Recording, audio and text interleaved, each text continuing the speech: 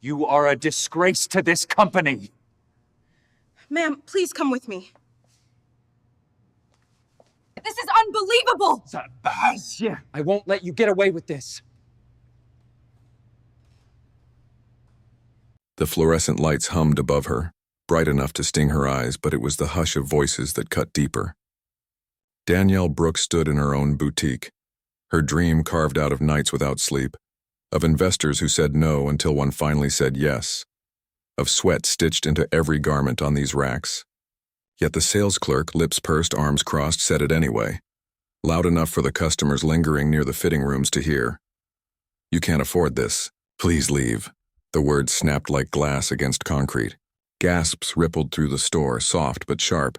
A dozen eyes trained on her like she was an intruder. Her chest tightened, heat rising in her throat, but she didn't move. Danielle watched the clerk's nails tap against the polished counter, the rhythm smug, deliberate, as if daring her to resist. The boutique smelled of lavender and new leather, her brand, her choice, yet in that moment it belonged to everyone else but her. She could see her reflection in the mirrored wall, poised, elegant, a tailored blazer that screamed ownership. And still, in their gaze, she was invisible. Her hand brushed the hem of a dress she had designed. For an instant, memory and fury tangled in her pulse. She whispered only once, barely audible, "This is mine." The manager approached, jaw tight, and reached for the phone. The clerk smiled. And Danielle knew the call wasn't to welcome her. The boutique's floor gleamed under the recessed lights, polished marble carrying the click of Danielle's heels like a drumbeat. She had walked this path 100 times, sometimes with reporters, sometimes alone at midnight, mapping every detail. Today she came unannounced, without the shield of her assistant, to see the store as a customer might. A dress caught her eye, silk, crimson, designed in the loneliest months of her life. She reached for the fabric. "Excuse me." The voice cut through the hum of music overhead. Danielle turned. A young clerk stood near the counter, smile taut, fingers drumming against her iPad. "These pieces are very high-end. We don't allow browsing unless you're serious about purchasing." Danielle blinked. "I am serious." The clerk's smile thinned. "I think maybe you should try another store. Something more affordable." The words landed like a slap. Customers nearby froze, pretending to scroll their phones, their eyes dragging sideways toward the confrontation. Danielle inhaled slowly. Her throat tightened, but her voice stayed level. "Do you know who I am?" The clerk crossed her arms. "Doesn't matter who you are. You're making the other guests uncomfortable." The manager appeared from the back, adjusting his tie, carrying authority like a weapon. "Ma'am, I'll have to ask you to leave. Security has been called." Danielle's chest burned. Her blazer itched against her skin, suddenly suffocating. "This boutique," she whispered, stepping closer, "bears my name." The manager's eyes flickered, then hardened. "Out now." 2 guards entered, heavy footsteps echoing. Customers parted like water. The silence was louder than any insult, the shame sharper than any slap. Danielle walked toward the door. Each step waited. Cameras clicked. A phone lifted to record. The last sound she heard before the glass door shut was the clerk's smug laugh. And in that instant, humiliation forged itself into fire. The boardroom stretched like a courtroom. Long table, leather chairs. The skyline visible through glass so spotless it reflected back every tense expression in the room. Danielle sat at the head, her posture controlled, but her jaw ached from holding back rage. 12 executives filled the seats. Some shifted papers they didn't need to read. Others sipped water as if thirsty silence might shield them. Danielle broke it. "You all saw the footage." Her voice was steady, but the memory of the clerk's words pressed against her ribs. On every news channel, her humiliation played in loops, dissected like entertainment. A silver-haired board member cleared his throat. "Yes, unfortunate incident. But we must consider the optics of your reaction." "My reaction?" Danielle leaned forward, palms flat on the oak table.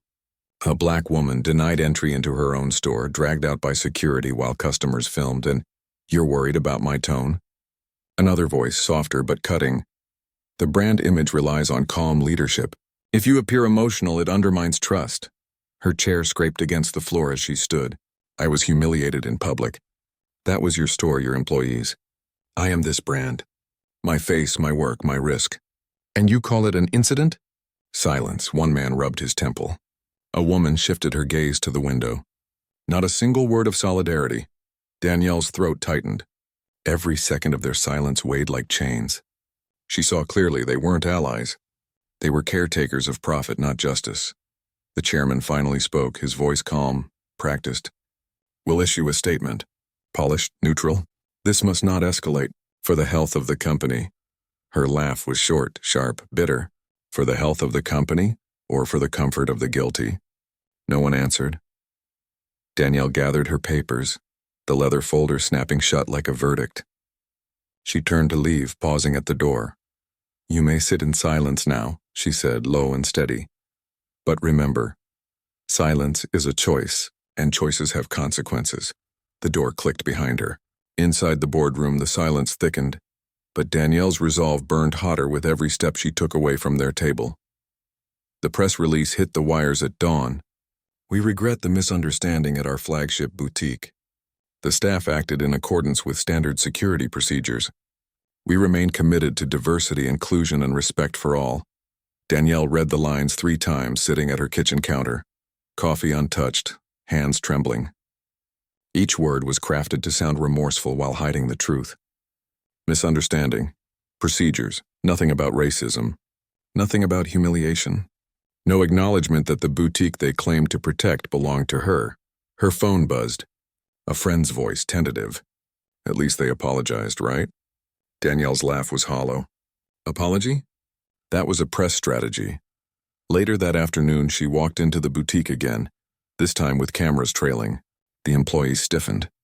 The same clerk who had told her to leave kept her gaze fixed on the counter, cheeks pale.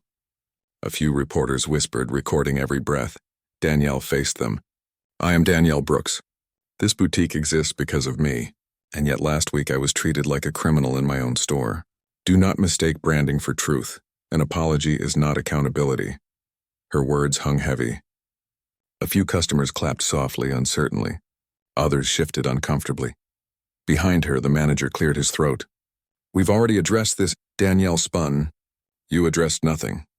You used me to build profit, and when racism walked through the door, you chose silence. The clerk finally spoke, voice barely above a whisper, but venom tucked in the edges. Maybe if you didn't look so. Out of place, gasps echoed. Cameras clicked. Danielle froze, every nerve raw, but she forced herself still. Her eyes locked on the clerk's. That, she said slowly, is the truth you try to hide with polished statements. By evening, the clip had gone viral. News anchors replayed it, dissecting every syllable. Comment sections split wide open, some applauding her courage, others mocking, doubting, twisting her words into arrogance. She scrolled through them late into the night, exhaustion clawing at her, entitled, race card, fake outrage. The voices blurred into a single wall of contempt. At midnight, she closed the laptop, leaned back, and whispered into the empty room.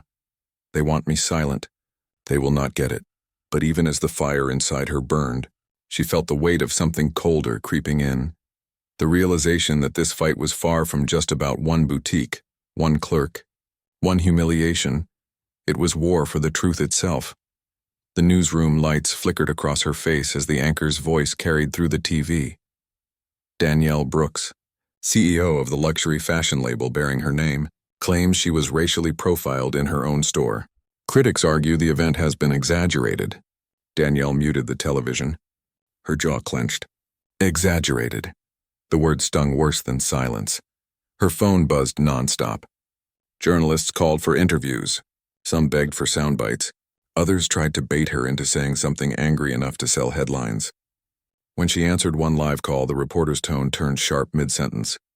Danielle, people are asking, why didn't the staff recognize you if you're the owner?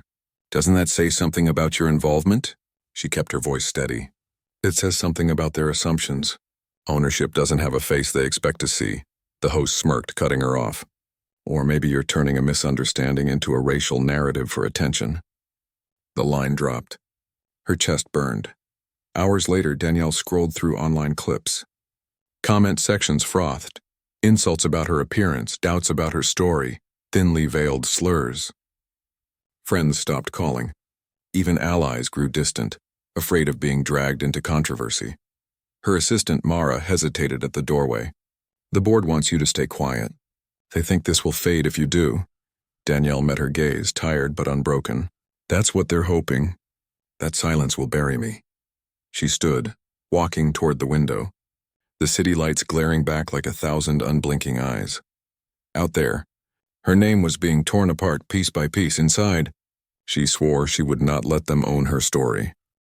The headline screamed louder than any insult. Can Danielle Brooks lead? Sources. Question CEO's judgment after boutique incident.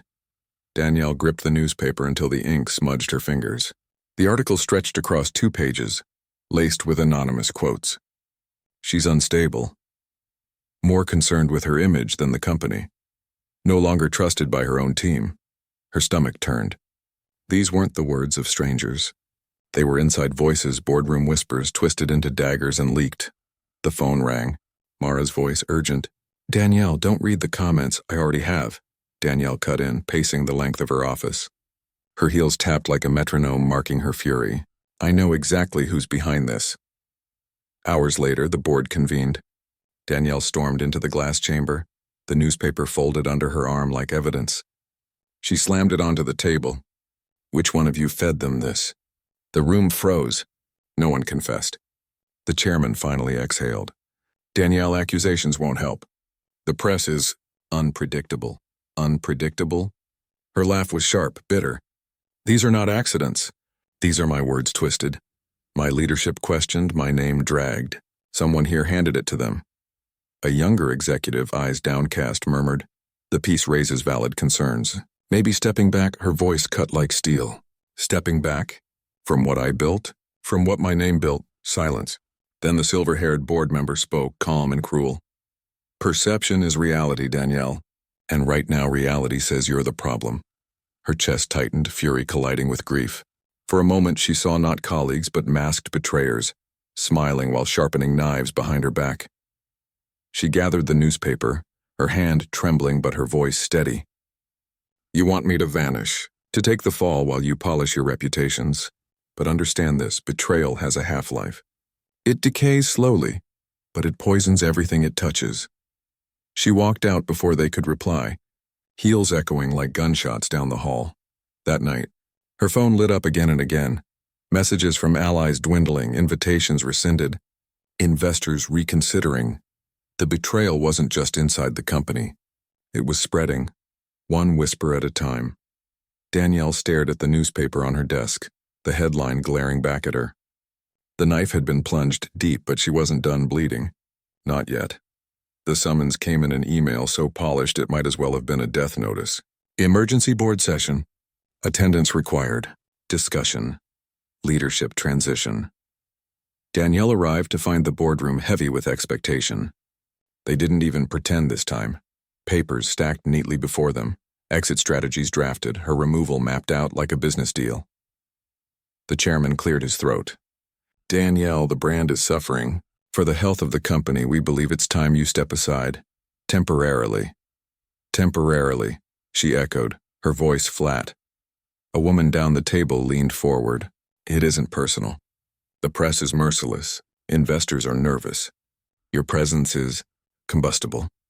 Danielle rose slowly, palms pressed against the table. Combustible because I told the truth. Because I refused to let you sweep racism under a rug. The silver-haired board member spoke next, his tone calm as poison. Leadership requires sacrifice. Sometimes the leader must go for the house to stand. She locked eyes with him. You're not saving the house. You're preserving your comfort. And you expect me to set myself on fire to keep you warm. The silence that followed was thick. Only Mara, standing at the back as her assistant, looked at her with unshaken loyalty. Danielle gathered her notes into a folder and straightened her blazer. I will not resign. Not for your investors. Not for your lies. If you force me out, I'll take the truth with me. All of it. The chairman shifted, uneasy. What truth? Her gaze swept the room, steady and unblinking. The truth you've all buried in emails and hiring records and decisions you pray no one ever audits. I've kept receipts. The younger executives exchanged nervous glances. Danielle lifted her folder. You want me gone? You'll have to drag me. And when you do, The world will know exactly why. She turned and left before they could answer, the echo of her defiance trailing behind her. For the first time in weeks, her fear felt smaller than her fire. The emails hit the internet like sparks to dry grass. Anonymous leaks at first, then verified, undeniable. Hiring managers writing, "We need a certain look for the front staff." Executives dismissing qualified. Black applicants as not brand material. Chains of messages reducing diversity initiatives to PR optics. Danielle had released them herself. The backlash was instant. News anchors spoke of systemic rot. Hashtags trended overnight. Customers filmed themselves returning clothes, shredding shopping bags, swearing never to buy again. In her office, Mara rushed in, phone lit with notifications. It's everywhere. They can't spin this. Not anymore. Danielle sat at her desk, exhaustion in her bones but steel in her eyes. Good. Let them choke on their own words. By noon, the boutique's social media pages shut down under the flood of outrage. By evening, journalists camped outside headquarters. Reporters shouted questions as Danielle walked past them, unflinching. Inside, the board scrambled like cornered animals. Danielle stood in the chamber, folder still in hand, this time no longer defensive but armed. The chairman's voice was sharp, panicked. "Do you realize what you've done? You've jeopardized everything." Danielle's reply was calm. "No, I've exposed everything you already jeopardized." The silver-haired member slammed his fist against the table. "You'll burn this company to the ground." Her voice cut across the room, cold and deliberate. Better it burns clean than rots quietly. Across the city, television screens replayed the leaked messages with damning clarity. Faces of complicit executives filled the news cycle. And then came the viral twist, the footage of the clerk's sneer, her words captured weeks earlier. "Maybe if you didn't look so out of place." That clip, paired with the emails, told a story no statement could erase. Danielle watched from her office window as protesters gathered outside the boutique, signs lifted high, chanting her name not as scandal but as defiance. The counterattack had landed, and the board's empire was cracking. The boardroom no longer smelled of power, only fear. Perfume, coffee, sweat. Danielle stepped in to find executives scattered in tense clusters, voices low, eyes darting. Sponsors had withdrawn. Lawsuits piled up. Stock dipped with every news cycle. The empire they built on Polish and denial was splintering. The chairman rose, tie loosened, veneer cracked. "Danielle, we need to contain this." A joint statement, unity, healing. She cut him off. Healing doesn't start with denial. It starts with accountability. The silver-haired member slammed his palm on the table. "This company cannot survive if you keep feeding the fire." Danielle placed her folder on the table. "The fire was yours. I just opened the curtain so the world could see it." Gasps rippled as she slid photographs across the wood, screenshots of text chains, transcripts of meetings, the receipts she had promised. Executives shifted in their chairs, shame crawling across their faces. One woman, eyes glossy, whispered, "We thought this would stay buried forever." Danielle's gaze pinned her. "It stayed buried because silence served you. It suffocated me." The air felt heavier. For the first time, no one interrupted. No one dismissed. The truth had stripped the facade bare. Outside, protesters chanted loud enough to vibrate the windows. Cameras camped at the entrance. The chairman's voice cracked. "What do you want?" Danielle stood straighter, her voice calm, measured, final. Resignations, firings, public accountability. Or I walk out those doors and tell every camera exactly who kept this culture alive. Silence. Then one by one, heads bowed. The facade had collapsed. The boutique floor was silent the morning Danielle returned.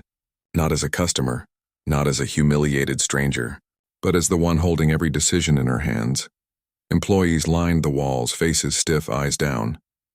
Cameras crowded outside the glass doors, flashes popping as though waiting for a verdict. Danielle's heels cut through the silence with each step, measured, deliberate. She stopped at the center of the room. Mara handed her a list, the names of those who had been complicit, the ones whose words, actions, or silence had kept the system in place. Danielle lifted her chin. "Effective immediately, you are dismissed," her voice echoed. Gasps followed. The manager who once ordered her out shifted on his feet, sweat trickling down his temple. The clerk, pale, jaw trembling, tried to speak. "I didn't—" Danielle cut her off. "You did. We all heard you. The world heard you. You humiliated me in my own store because you assumed I didn't belong. You are finished here." The clerk's lips quivered, but no words came. One by one, names were read. Employees exited under the weight of stares, cameras capturing every step. The humiliation Danielle once carried alone now belonged to those who had inflicted it. Afterward, Danielle faced the remaining staff. "This company will not run on silence or prejudice dressed as policy. If you stay under a new standard. Truth, respect, accountability." The room was tense, but a murmur of relief rippled. Some nodded, tentative but sincere. By afternoon, headlines blazed across every outlet. CEO fires racist staff, demands overhaul. Investors scrambled to recover their footing. But the public watched with hungry eyes, some applauding, others sneering that she had gone too far. In her office, Danielle leaned against the window, exhaustion heavy. Mara entered quietly. "You did it," Mara said softly. Danielle's gaze stayed on the street below where protesters still marched, signs raised. "No, I cut away what was rotten. The wound is still here." Her voice was steady. But beneath it lay the truth. Victory came with scars, and even justice felt heavy when it finally landed. The boutique reopened 3 weeks later. Glass polished, shelves restocked, press releases carefully worded. But the air was different. Customers walked in not just to buy dresses, but to see the woman who had turned humiliation into fire. Some came with support, others with suspicion, phones raised to capture her every movement. Danielle stood near the entrance, not smiling, not posing, simply present. Ownership was no longer about her name on the wall. It was about reclaiming space that tried to erase her. That night, alone in her office, she sifted through stacks of letters, some handwritten, others printed emails, stories from strangers, a teacher expelled from a store for loitering, a lawyer mistaken for staff in a firm she partly owned. A teenager followed around a boutique for touching a bag she couldn't possibly afford. Every letter pulsed with the same ache. Belonging denied, dignity questioned. Danielle pressed her hand against them, her chest tight. She had fought her own battle, but she was only one voice in a chorus of millions. The company staggered forward. Executives resigned under pressure. Lawsuits brewed in the background. Profits dipped before climbing again under the weight of public sympathy and scrutiny. Danielle knew the brand would survive, but survival wasn't triumph. Mara entered quietly. "You should sleep." Danielle's eyes stayed on the city lights beyond the glass. "Sleep feels like surrender." Mara hesitated. "Then what does this feel like?" Danielle leaned back, exhaustion threading through her bones. "Like carrying the weight of survival. Justice isn't clean. It doesn't erase the humiliation. It doesn't return the silence they stole from me." Her voice broke for the first time, low and raw. "It just means I endured. That I'm still standing." Outside, protesters marched less now, but some still lingered, holding signs with her name. Cameras still followed her, but the frenzy had dulled. The world moved on as it always did. But Danielle knew she could never move on. Not fully. The memory of the clerk's words, the laughter behind her as she was forced out, the silence of her board. All of it lived inside her like a scar. She gathered the letters, stacking them neatly. "If I carry this weight, it's not just mine. It's theirs too. Every person who has been told they don't belong. Every silence that almost swallowed them." She closed her eyes, inhaled deeply and whispered to herself, not as a vow, not as defiance, but as survival. "I will not be silent again." And in the quiet of that office, with the city breathing beyond the glass, Danielle understood. Justice had come, but the cost was permanent. What remained was resilience, the kind that doesn't heal but hardens into something unbreakable.